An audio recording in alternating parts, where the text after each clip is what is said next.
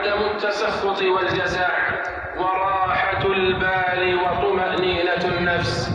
قال تعالى: لكي لا تأسوا على ما فاتكم وتفرحوا بما آتاكم. وعن هريرة رضي الله عنه أن رسول الله صلى الله عليه وسلم قال: احرص على ما ينفعك واستعن بالله ولا تعجز، وإن أصابك شيء فلا تقل لو أني فعلت. صلى الله عليه وعلى آله وأصحابه وسلم تسليما كثيرا.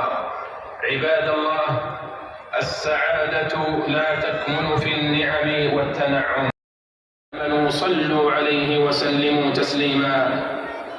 اللهم صل وسلم وبارك على عبدك ورسولك محمد وعلى آله وصحبه أجمعين، وارض اللهم عن خلفائه. اللهم أعز الإسلام والمسلمين وانصر عبادك الموحدين، واجعل اللهم هذا البلد آمنا مطمئنا الكائدين ومكر الماكرين يا رب العالمين. اللهم احفظ حدودنا ووفق جنودنا المرابطين، وسدد رميهم وثبت أقدامهم، واجعلهم درعا حصينا، وانصرهم على من عاداهم يا قوي يا عزيز.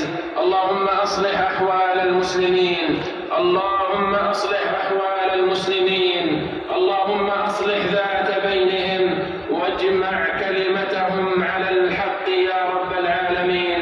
اللهم آمنا في أوطاننا وأصلح أئمتنا وولاة أمورنا. اللهم وفق ولي أمرنا خادم الحرمين الشريفين بتوفيقك، وأيده بتأييدك. اللهم ألبسه ثوب الصحة والعافية يا رب العالمين. اللهم وفق ولي عهده لما تحب وترضى يا سميع الدعاء.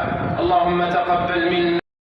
अल्हम्दुलिल्लाह जी, हमने जुमे की नमाज़ अदा कर ली है और अभी माशाल्लाह से रश देखें, और इतना शदीद रश है और उतनी शदीद कोई गर्मी है ना, हर तरफ आपको जो है ना लोग ही लोग नज़र आएंगे।